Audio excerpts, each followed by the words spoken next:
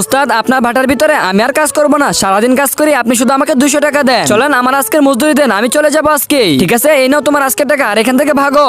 আরে ওই কর্মচারী তো এখান দিয়ে একটা বল ফেলছিল, কিন্তু এখানে তো 6-6টা বল দেখা যাইতেছে। এটা আবার কিভাবে হলো? এখানে কোনো জাদু হইতেছে না তো? যাই গিয়ে দেখি তো ওই বলগুলো আসল কিনা। 1 2 3 4 5 6, আরে এগুলো সবই তো আসল। বুঝতে পারছি এই দরজার ভিতর থেকে ওই পাশে কিছু ফেললে সেটা ডাবল হয়ে যাবে। এখন আমি শিওর না, আগে পরীক্ষা করে দেখি। ওই তো এখানে একটা ইট আছে, ওইটা দিয়ে পরীক্ষা করি, এখনই সব রহস্য ফাঁস হয়ে যাবে। আরে কি ইটগুলো তো আসলে ডাবল হয়ে গেছে, তার মানে এটা সত্যি। যদি এরকম হয় তাহলে তো আমি কোটিপতি হয়ে যাব।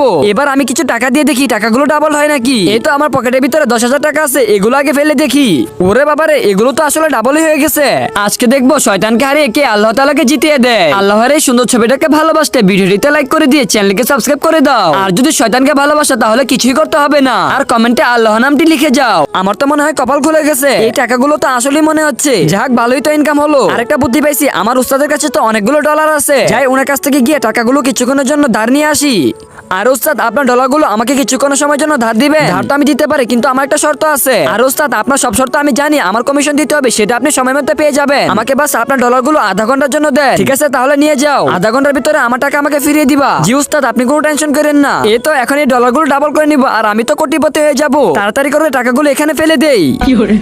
ও মা গো, এটা কি হলো? টাকা তো সবকিছু গায়েব হয়ে গেছে। এখানে তো টাকাগুলো ফেললাম, টাকাগুলো কোথায় চলে গেল? হায় হায় রে, তার মানে এটা নকল ছিল, আমাকে কেউ জানি বোকা বানিয়ে দিছে, আমি তো শেষ।